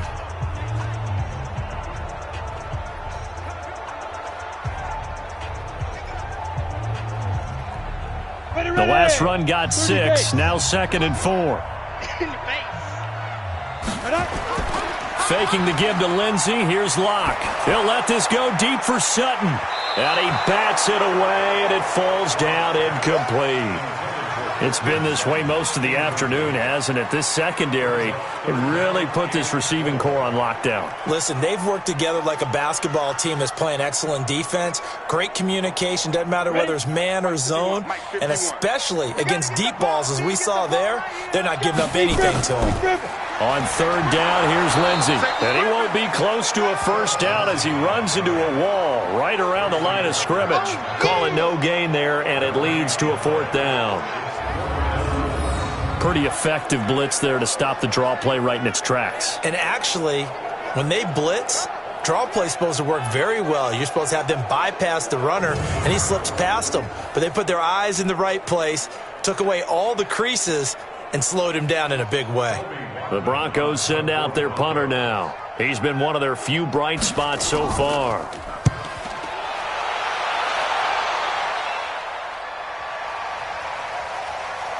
Oh, and what a play on special teams here. This is going to be down inside the 5, all the way down at the 2-yard line. And he's got to be fired up about that effort. I don't think he could have walked down and placed it any better than where he ended up putting the football. That was excellent. Now we get a peek at the captain of this offense heading back out there. He's played well. Good first half. He's continued that here in the 3rd quarter. But my question, when you're a head coach, what do you look at stat line-wise for your coach? Do you go right to turnovers? You really do. As much as coaches don't want to talk about that, that's where it starts. When I played in college, our first rule for every game, the team making the fewest mistakes will win. And that's kind of how they judge you. Do you take care of the ball, not turn it over, keep it in the proper hands, and give your team a chance to win? Well, that's what he's done here in this one so far. And he'll get this up past the 5 to the 7-yard line. 5 yards on the carry. Good pickup on first down. And that run, that changes the whole mentality about the drive right there. They were starting on their own 2-yard line. They just wanted enough space to punt the football successfully. Now they're talking about putting together a drive. 2nd and 5. And he's going to go down right near the goal line. The officials look at each other. They're going to mark him at the 1-yard line. All right, let's go ahead and detail this situation here. 3rd and long coming up. Back near your own goal line. I would be very hesitant about throwing the football in this situation.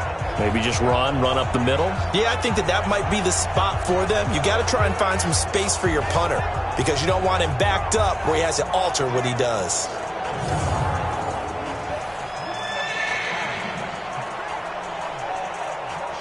Facing the prospect of a punt from their own end zone, they need some cushion. Let's see what they can do on 3rd down. And he's only able to get it to right around the 3. Only a yard on the 3rd down throw, and that leads to a 4th down. So they don't run it. You said they should be very hesitant to throw it. They completed it, but not enough to pick up the first. But any space you gain there is good space for your punter. So, yes, I said they should run the football. They threw it, got a little bit of distance. Things should be a little bit better now.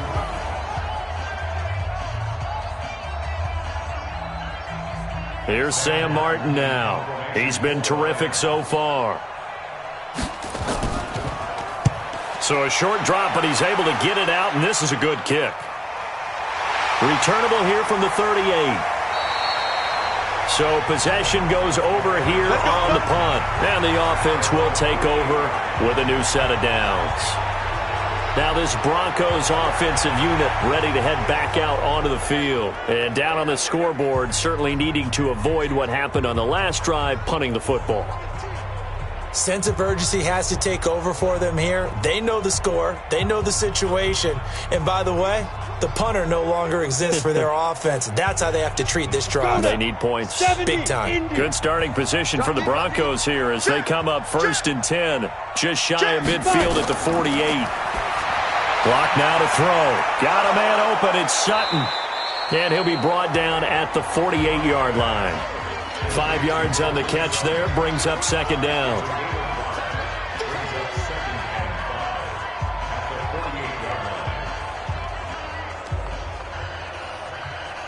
Second and 5 after the 5-yard completion on 1st down. Now Locke. His throw incomplete. He was looking for Tim Patrick that time, and it's 3rd and 5. I know our vantage point might be a little bit better way up here, but that looked like an ill-advised throw to me. I didn't see anything open, and this play just didn't look right from the beginning. It did not. I thought he might get outside and just chuck it away. Dangerous pass, incomplete. This offense in desperate need of a conversion as they come up on 3rd down. Shotgun snap and a give to Lindsey. And that play will go nowhere. Losing yardage back near midfield at the 49. That'll set them back with a loss of 3 on the play. And that'll bring up 4th down. He continues to struggle to find a crease to break off a big one and might need to just put that aside and just try and ram his way forward and get what he can.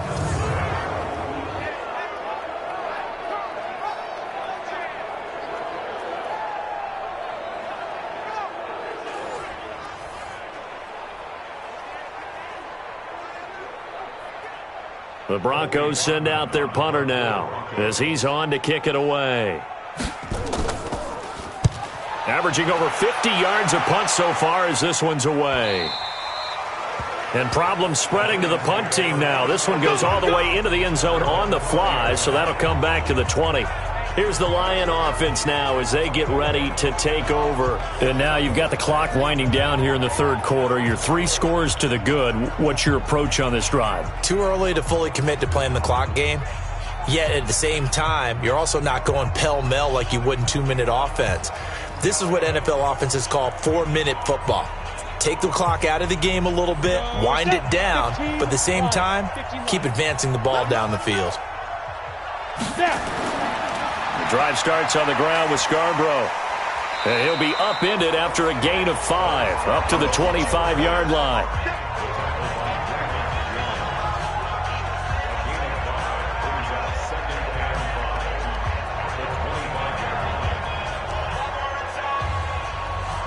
After the pickup of 5, here's 2nd and 5.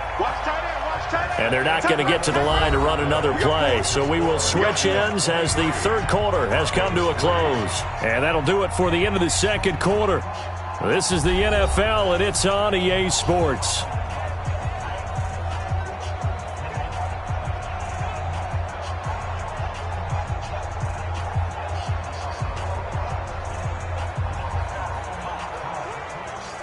Here's a 2nd and 5 now from the 25.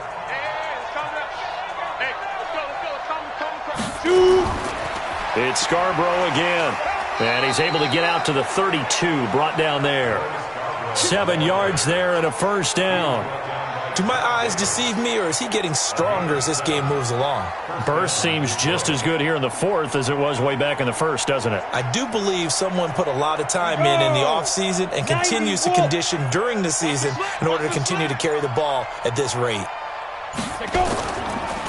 Running game working. They'll stick with it on first down. And brought down, but not before reaching the 45-yard line. First down Lions on a pickup of 13. Well, that looked like an example of what you said back in the first half. A running back of his size can really wear down a defense. I think he's starting to do that. I think you're exactly right. And know what else he's doing? He's inspiring the rest of his team because they see this starting to happen as well.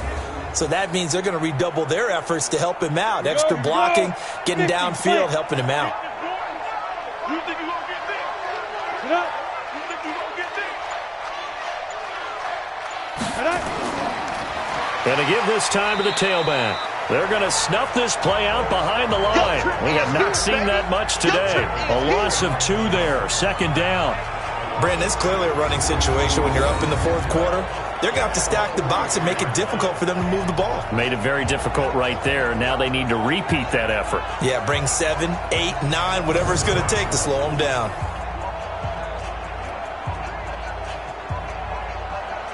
Let's go. 10 Lobo. 51. They're going to need some therapy. And clear. Here we go on 2nd and 12. He'll buy some time right. He's going to take off with it. And they'll get him down as he's inside the 40. And this is going to be another first down as they'll make the tackle at the Broncos' 38-yard line. We've seen the pressure get to him several times in this game. There, though, we see him escape it. And we've seen this rookie video before as well. That type of pressure, oftentimes, what do you resort to? Your legs, try and escape.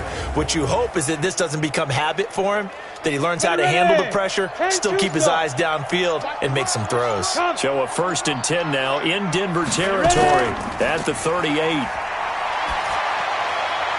Now left side, a completion to his tight end. And they'll wind up getting this one all the way down inside the 20.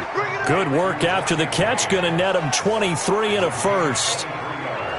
These guys are running offense like you drive. The pedal is down, stomp down. How about that? Back-to-back completions. They are rolling. So much for being conservative and running that football.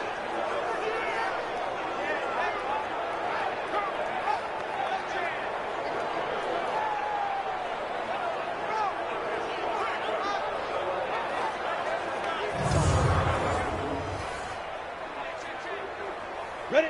30 base. Push him back. Push him back. They will run it. It's McKissick. And they see right through that defensively as he'll be hit and taken down in the backfield. It'll be a loss of a yard, and that'll bring up a 2nd and 11.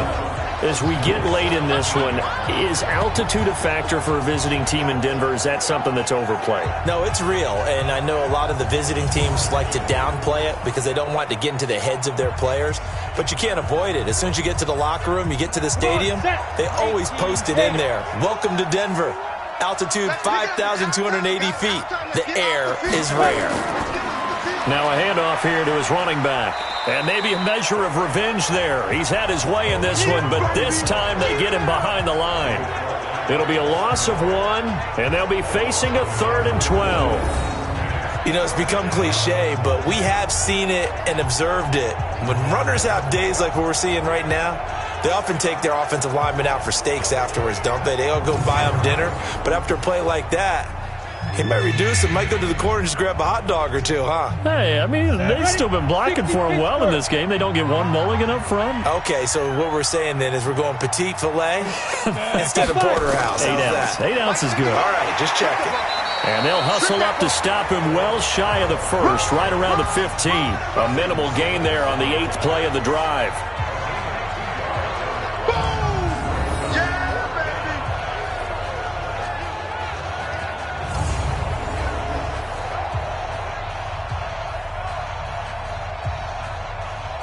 So they'll turn to the kicker again. He's been a busy man thus far.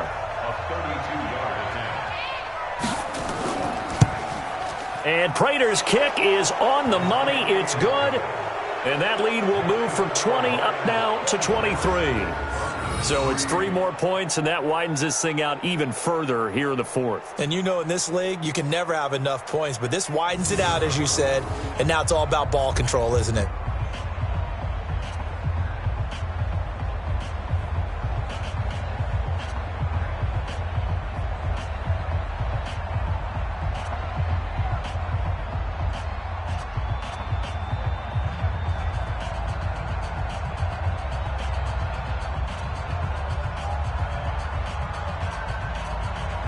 Now it's Martin to do the honors after the made field goal.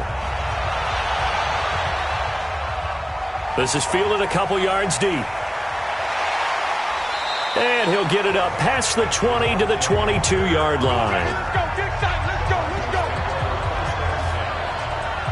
And coming out now, the Broncos. And with this deficit, you can't have too many more drives like the last drive where you had to punt it away. You know what I would tell my offense right here? The punter doesn't exist, guys. He doesn't even exist. He's not a team anymore. I just cut him, all right? So you've got to go out and create some offense for us here and give us some points. No way does that guy get on the field on this drive. Poor punter. Yeah, it wasn't his fault. But hey, listen, there's got to be casualties at times. We're trying to win a game. Block now on 1st down. He'll get this one to Patrick. And this one will go to the 28-yard line.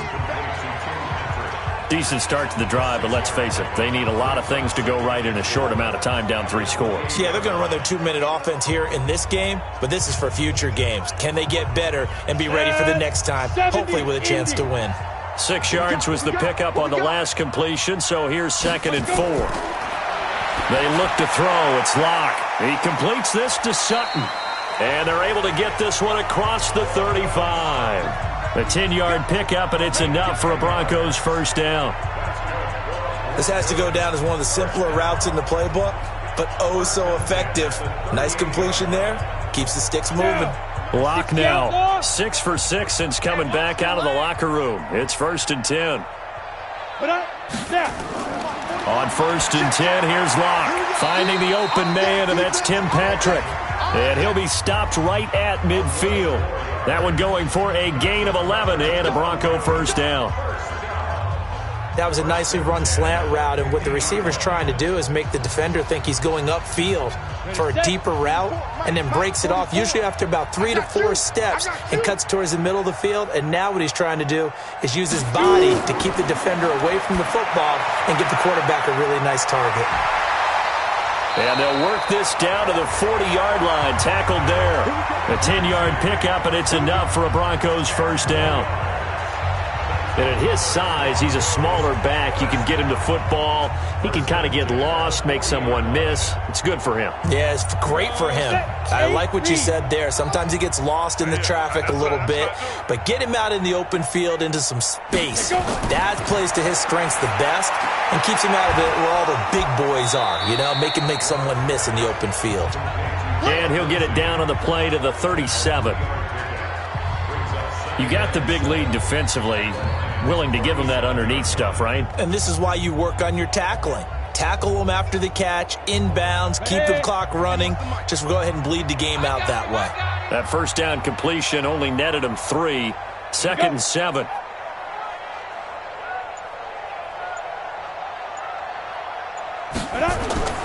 Now lock again. Got an open man. It's Fumagalli. And brought down, but not before they're inside the 25. Give them 14 yards there and a Denver first down. I got kicked out of that one, partner. You and I talk often about trying to hide receivers in certain situations, but a guy of his size, can't really hide him. But the tight end drag route, definitely an effective way to sneak him across the formation for an easy completion and a first down. Lock's throw caught by Sutton. The completion good for 3, and it's 2nd down. One thing you're hoping for when you run drag routes, you're able to hit a receiver in stride, and he can pick up a lot of yardage after the catch. But in this situation, the defense was effective, able to stop him before you get a good head of steam going.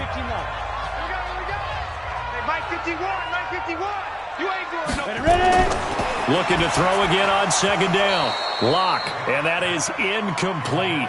A lot of force bearing down on him there. He could not hang on. It's 3rd down. Another incompletion. You know, it's a wonder he's still moving around back there the number of times he's been sacked. Yeah, he's staying out there, isn't he? And you don't think about it much in a game like this, but he's showing incredible leadership. Still competing, still fighting, not taking himself out of a ball game that appears lost. Needed more than 3, but that's all they got. And it's 4th down.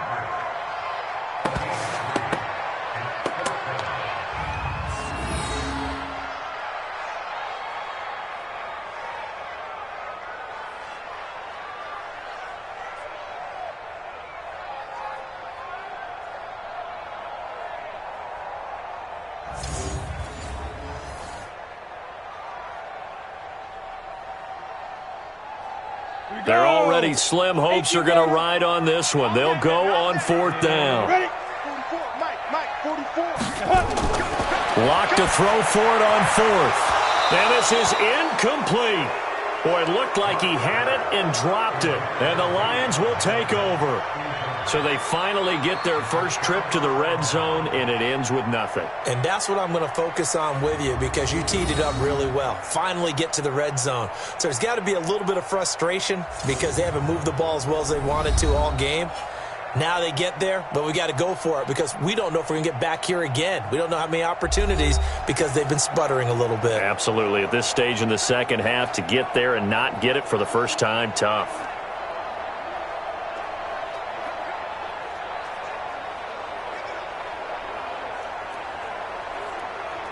Here we go. 90, Wolf. Heavy on the edges, heavy on the edges. 5. They'll run it now out of the gun. And he'll power his way up near the 25. It's a 6-yard pickup, and it gets him to 2nd and 4. Bottom line, they want to keep this clock rolling, so they'll take that one right there. They just want to keep falling forward, and they won't put the onus on the big fellas up front in order to bring this one home. 6 yards on that last play. Here's 2nd and 4. You can't block me. You can't block me. Shit. Here's a quick throw complete to Galladay. That catch good for only a yard, and it'll be 3rd down.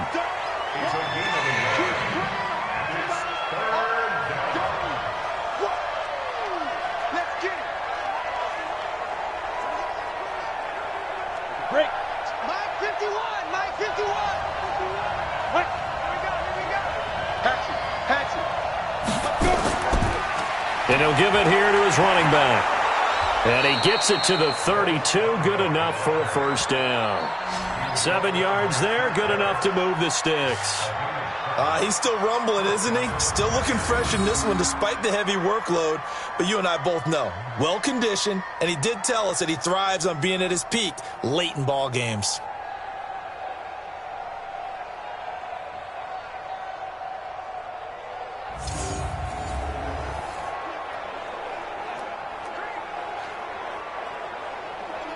From the 32 now, here's 1st and 10.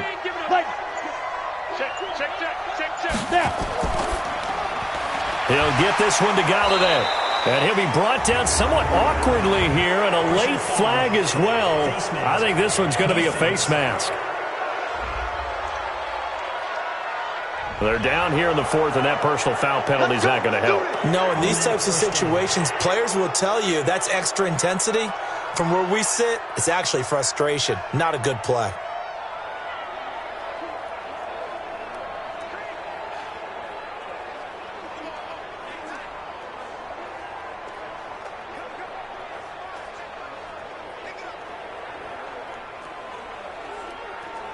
After the penalty, a fresh set of downs. It's 1st and 10.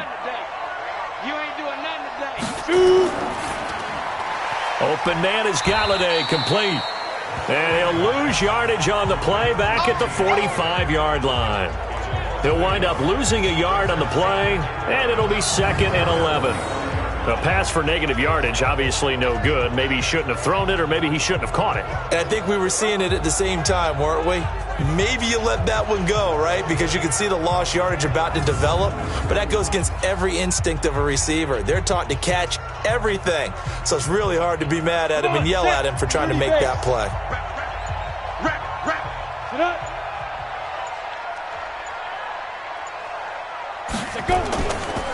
And to give this time to the tailback. And he'll be brought down at the 50 after a gain of about 5.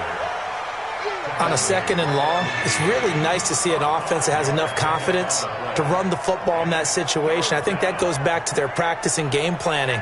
They've seen things that they've seen on tape and in previous games that led them to believe that even in a long-distance situation, they can still run the football and gain enough yardage to put themselves in a good spot on 3rd down. They'll run it now out of the gun. And that play will go nowhere, losing yardage back near midfield at the 49. A loss of a yard, and it brings up 4th. Just 2 minutes remaining here in the 4th quarter of what has been a one-sided affair.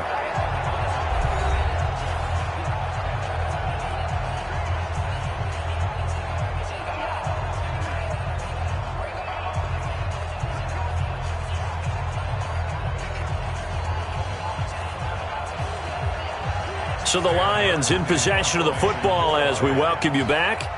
And let's see what they've come up with offensively after having time to talk it over. And the punt over the side in the air, and the spot will be inside the 35.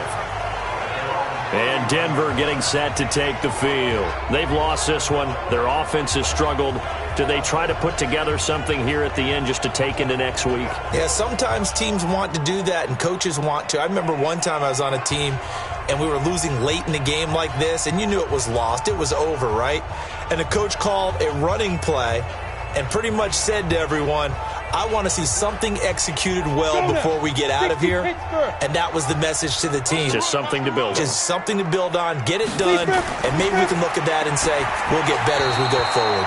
Throwing to start the drive, but that one incomplete. Well, the trials and tribulations of being a quarterback in this league, it's tough. It's got to be wearing on him out there. Well, he has been sacked a number of times. He had an interception, so I'm going to give him a skosh of credit for hanging in there and trying to make something happen, despite the amount of pressure he's been under this entire game. Line of scrimmage, the 31 as they line up, 2nd and 10. To throw it is Locke. And his throw is going to be incomplete. Deshaun Hamilton, the intended receiver, 3rd down here. Another wayward pass. You know, things started out poorly in this game, and to be frank, they just really haven't gotten much better. And all that does is embolden a secondary. They feel good about what's going on, and they just play better and better. Now they face a 3rd and 10 after back-to-back incompletions. And the Lions pressure too strong. Down he goes. A'Shawn Robinson able to get in there for his 2nd sack of the afternoon.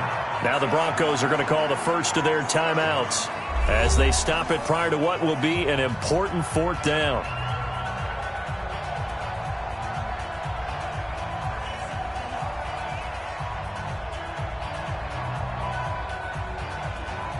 The Broncos send out their punter now as the drive goes backwards, so he's on to punt it away. He'll send this one into the mile-high air, and it's a good one. And a fair catch signaled for and taken successfully. Kenny Golladay making his way back onto the field with the rest of this offense. All right, so let's look at these numbers. I don't want to read the tea leaves here too much, but maybe he's in his own head a little bit after that hot start and the cool-off. Sometimes that happens, and this is where you get tested as a player in this league if you truly want to be an impact player or a star, because that's what they're going to face each and every game. Extra coverage, extra people. So now, do you fight through it? Do you find other ways? Or do you allow it to affect you to the point where you're no longer an impact on the game? Now a handoff here to his running back. He's tackled a yard short of the marker. Good gain of 9 on first down. Well, partner, I know this type of running back. I mean, this size, this intensity usually gets better as the game goes on. I can just tell you from experience, the first few quarters, oh, you're eager. You come running up there, I'm going to tackle this guy. By the fourth quarter, you're coming up and thinking about it. And D-line wearing down fourth quarter. Yeah, that's not a guy they want to see consistently. And he'll give it here to his running back. He can muster only a yard there, and they'll be left with a third and very short. That's it. That's what you want. Straight ahead, positive gain. Just keep that clock ticking.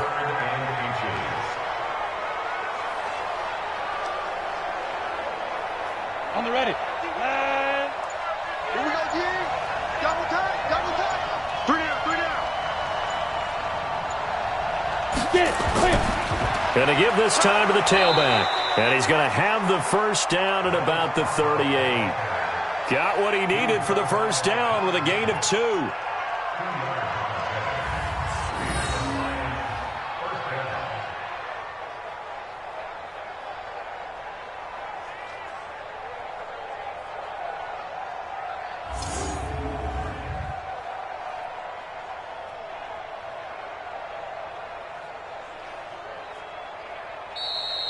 So this one's over. It's a win for the Detroit Lions. And, you know, it wasn't a shutout. They did give up the points in the first quarter, but second, third, and fourth quarter, they held them scoreless. Brandon, if you throw a shutout for quarters 2, 3, and 4, you're going to win a lot of games in this league.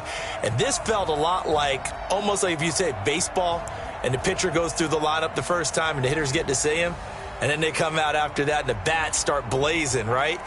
I think they saw their best stuff in the first quarter and just shut everything down from that point on. What a great, convincing performance.